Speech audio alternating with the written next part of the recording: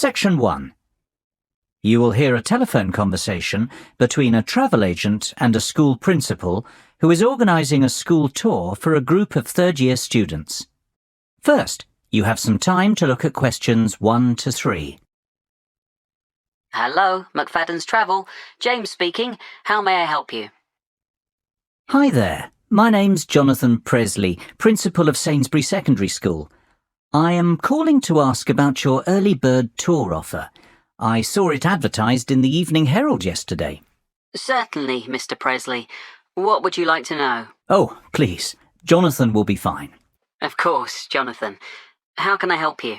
Well, the first thing I'd like to know is, how long is your offer valid for?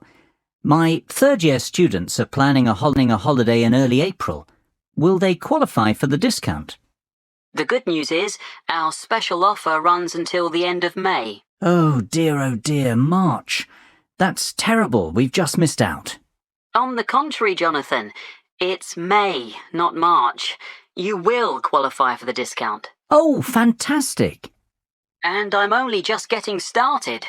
The best news is yet to come. What do you mean? Well, tell me now, how many students are you planning to take on this tour? I expect there'll be about 45 students and 3 teachers accompanying them. Why? Are there any further discounts? There are indeed. We do a 25% discount on groups of up to 40 people. For you, we can offer an even better rate, a 50% discount. Wow! Is that on top of the 15% early bird discount? It most certainly is, which makes your total tour discount, 50 plus 15, 65%. Surely there's a catch. This is too good to be true. Well, there is a condition that you must choose your destination from a list we have selected. You can't book a tour to just anywhere in the world with this discount rate. I see. And would Madrid be on that list by any chance? I'm sorry to disappoint you, but we do not offer this rate on tours to Madrid. However, we have an excellent all-inclusive 7-day Barcelona tour which is available. How does that sound? Sounds interesting. What is the total cost per student? Let's see. It works out at £679 per person with the discount. The normal price is £1,940, so you are saving £1,261 per person. Hold on a moment. Let me get a pen to write some of... It's getting complicated. OK, how much will it cost per student? £679. And how much of a saving is that? £1,261. Barcelona sounds very good indeed. Tell me, what do you mean by all-inclusive? What does £679 get us? Before you hear the rest of the conversation, you have some time to look at questions 4 to 10. Pause the recording for 30 seconds. Now listen and answer questions 4 to 10. Well, that price covers flights, 3-star hotel accommodation and extras. James, I must say I'm very glad I called you this morning. This is a fantastic deal. It covers flights, accommodation and what else? Plus airport taxis, breakfast every morning, a city tour and theatre tickets. Great. And what about the teachers? The teachers can travel free of charge with the students. Well, I might just go on this tour myself. I've always fancied a trip to Barcelona. But for the children's sake, of course. Of course. Now, let's get to work on the booking. Exactly when were you planning to leave? The 7th of April, if possible. Yes, that's available. And can you confirm the exact number of students, please? It's either 44 or 45. Let me see. Yes, 45. Exactly 45 students. No, sorry. In fact, that's 46. I forgot about Jenny McCarthy. She sent her application in late, so it's not in the same pile as the rest. So that's and 46 students, correct? Yes, perfect. And 3 teachers. Is there a morning flight? Yes, your flight is at 7 a.m. on Monday the 7th of April. Arrive at the airport 2 hours before departure. The flight will take about 2.5 hours, and you'll land at 10:30 a.m. local time. How does that sound? Sounds great. Can I give you my email address to confirm the rest of the details? Of course. It's jonathan.presley@sainsbury.com. That's JONATHAN.PRESLEY@SAINSBURY.com. And we'll pay by credit card if possible. That'll be perfect. What's your card number? It's 6676 6654 9743 1251. Expiry date 01 Jan 2015. And the name on the credit card? That's my own, Jonathan Presley. So, £679 times 46 students. I'm going to charge £31,234 to your credit card. That's the total cost. Sounds fine. Great. Well, I think that's all we need for now, Jonathan. It's been a pleasure doing business with you. If you have any questions, please don't hesitate to give me a call. We'll be in touch next week to confirm the booking details. Okay, and thank you very much for your help, James. Bye for now. Bye-bye, Jonathan. Speak soon. That is the end of section 1. To check your answers. Pause the recording for 30 seconds. Now turn to section 2.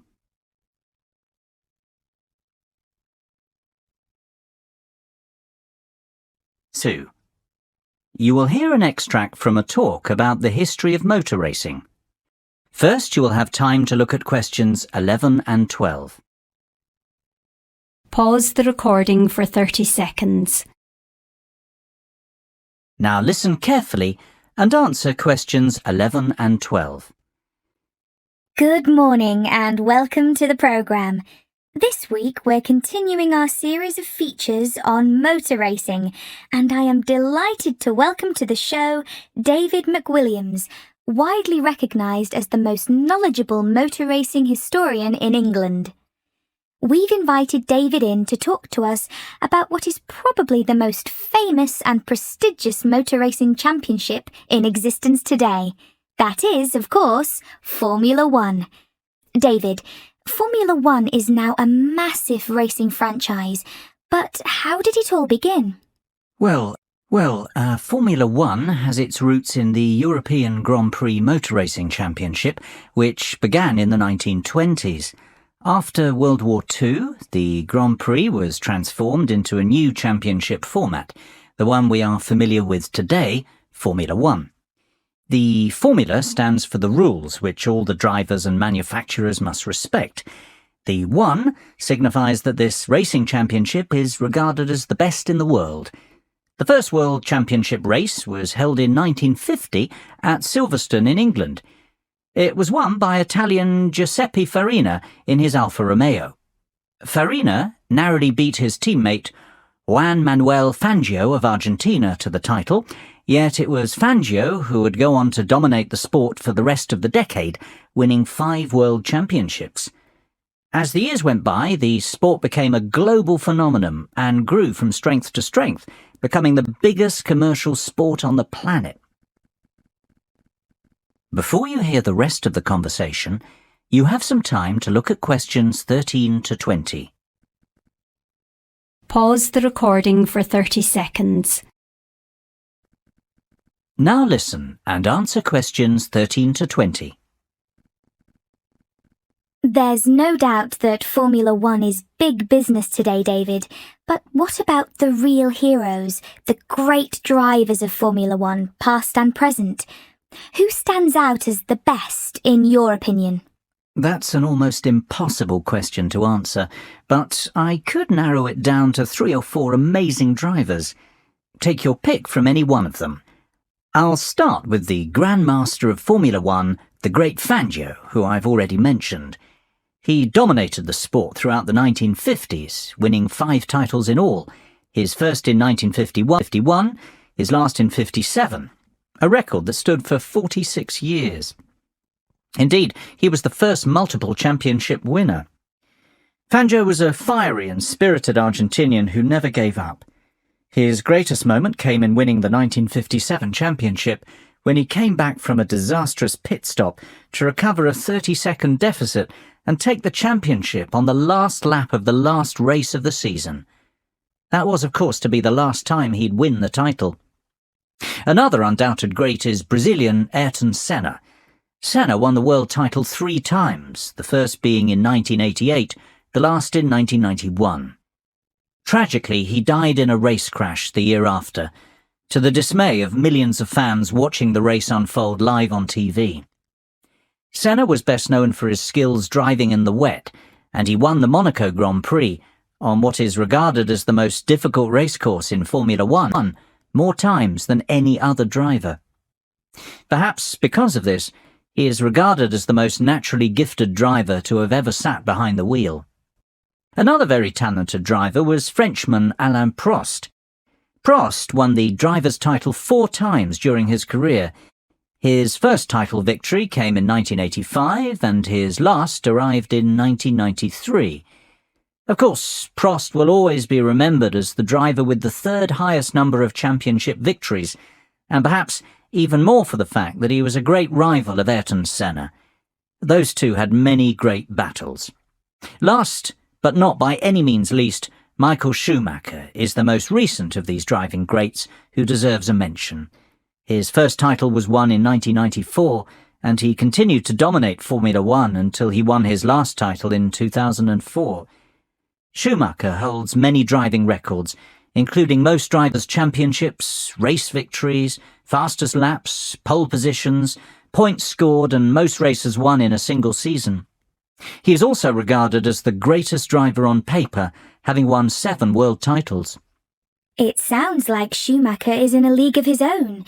Is he not clearly the best then, David, based on his record? It's not that simple, unfortunately. These drivers all raced in different eras, with different cars and under different circumstances. I don't believe we can say one was the out-and-out best, but rather that each was the best of his time. That's praise enough. That is the end of section 2. You now have half a minute to check your answers. Pause the recording for 30 seconds. Now turn to section 3.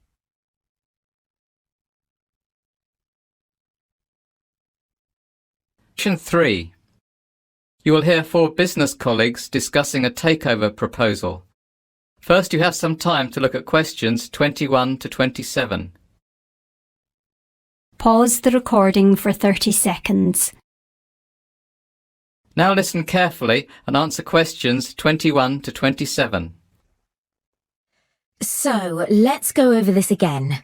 We don't want to make any mistakes, and we all need to agree we're making the right decision. Absolutely. We'd have to spend a lot of money to buy Biz Educators Inc., almost £10 million. So let's get this right, otherwise it'll be our necks on the line.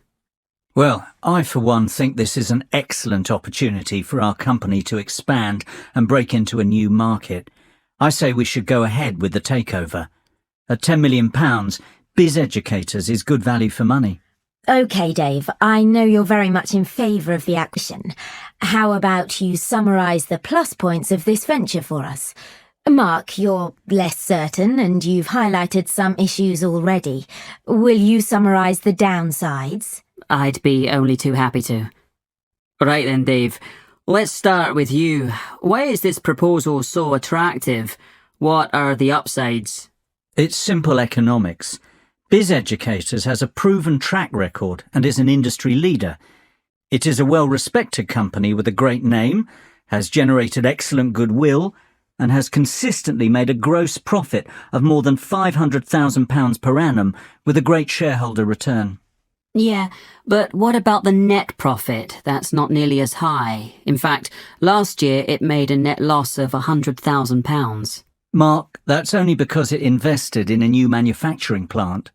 That's a long-term investment to secure the company's future.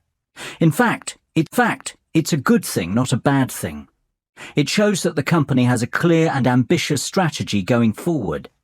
Besides, a £100,000 loss is very small in real terms. It's hardly worth being concerned about. That loss will be clawed back within 2 years if the projected profits for 2012 and 2013 materialise. The forecast is for a net profit of £500,000 in 2012 and £1 million in 2013. The figures speak for themselves. This is a sound investment.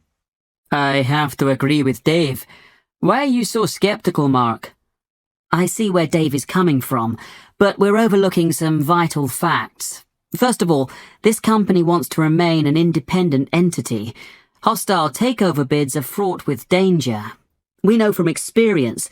Remember Davidsville Inc.? We spent a fortune researching that company and creating a workable business plan, only for the merger to fall through. Mark's right. It is always difficult to buy a company that doesn't want to be sold. Davidsville was a disaster. Continue, Mark. That's not my only concern.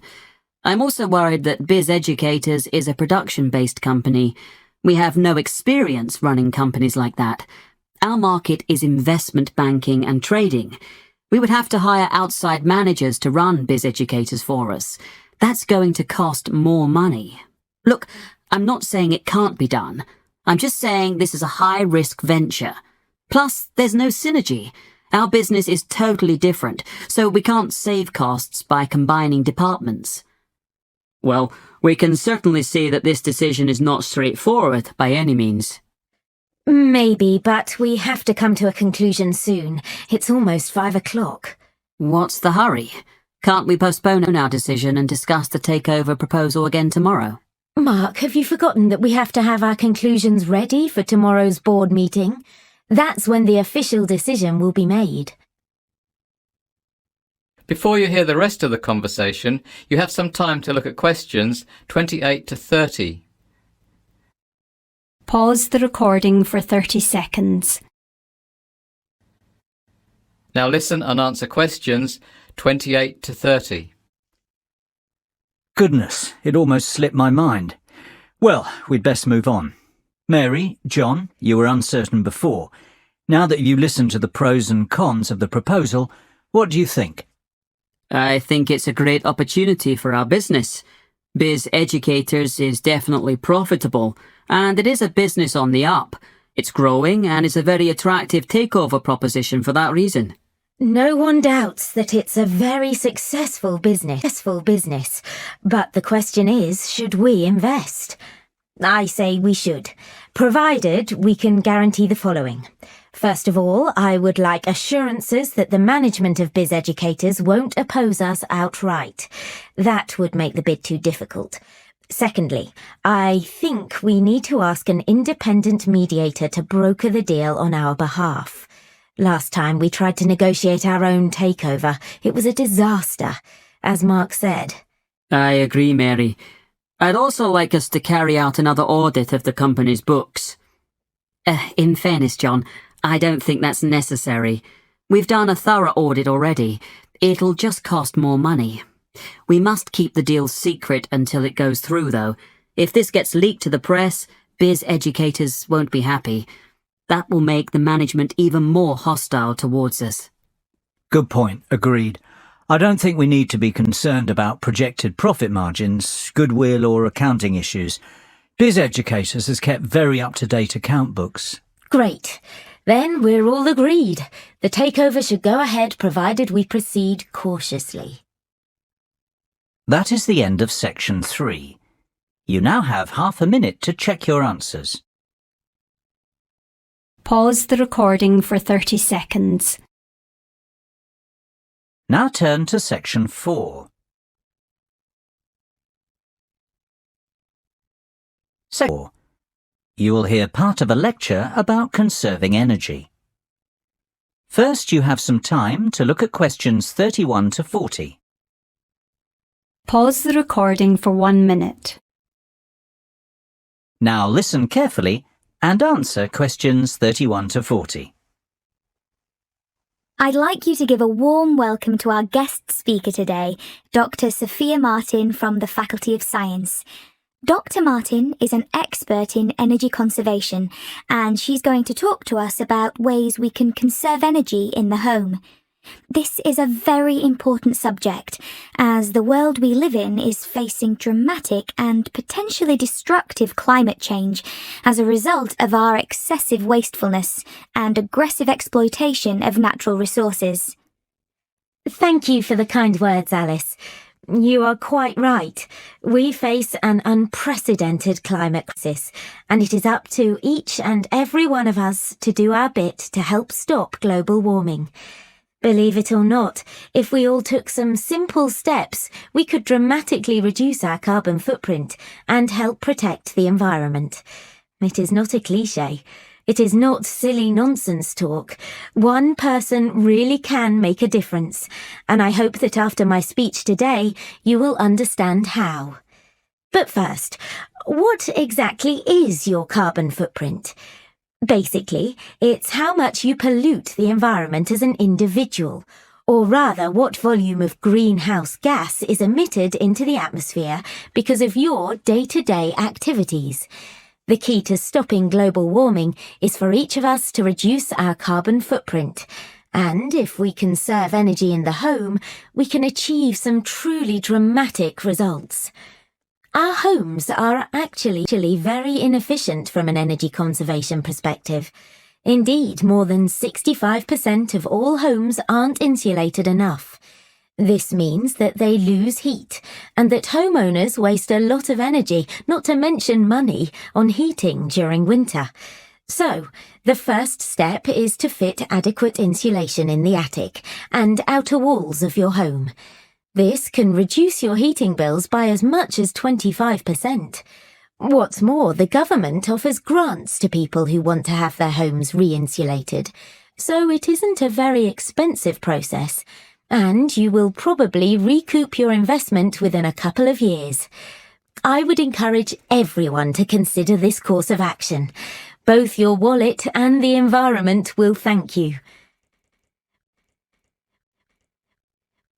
Believe it or not, there are even simpler things we can do. First, never paint your interior walls in dark colours. Dark colours absorb heat.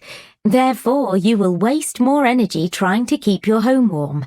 Always use light colours on interior walls. Did you know a dishwasher that is 50% full uses almost the same energy as one that is 90% full? The moral of the story is to wait until your dishwasher is packed before switching it on. It'll save you and the environment. The same is true of most household appliances, so try to use them only when necessary. Another startling fact is that replacing just one normal light bulb with an energy-efficient light bulb will save you £25 over the lifetime of the bulb.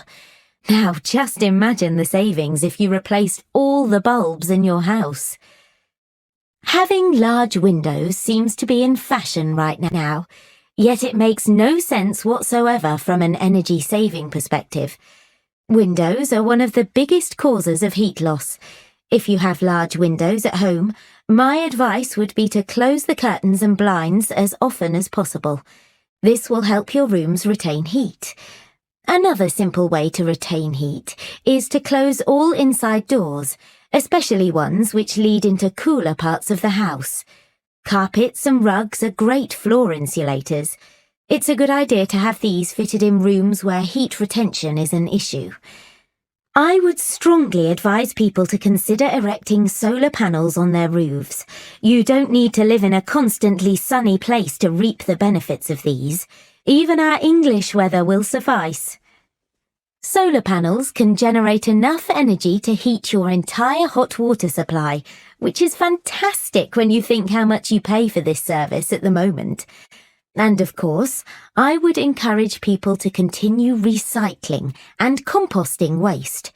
The next generation will thank us if we act now, and rightfully condemn us for failing to. Well, I can only hope you have found this speech informative and that I have highlighted the importance of the individual to the cause of environmental protection. Thank you for your attention. I'll hand you back to Alice now. That is the end of section 4. You now have half a minute to check your answers. Pause the recording for 30 seconds.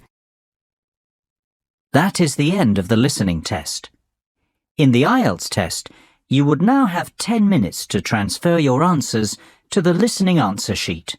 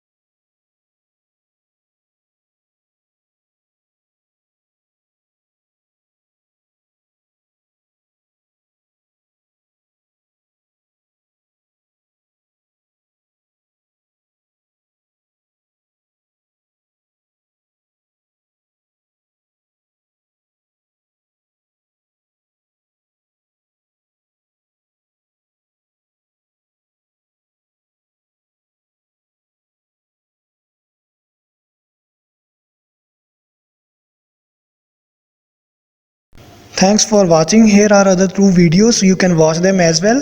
And if you haven't yet subscribed my channel, please subscribe it and hit the bell icon for my upcoming videos, and share these all videos among your friends.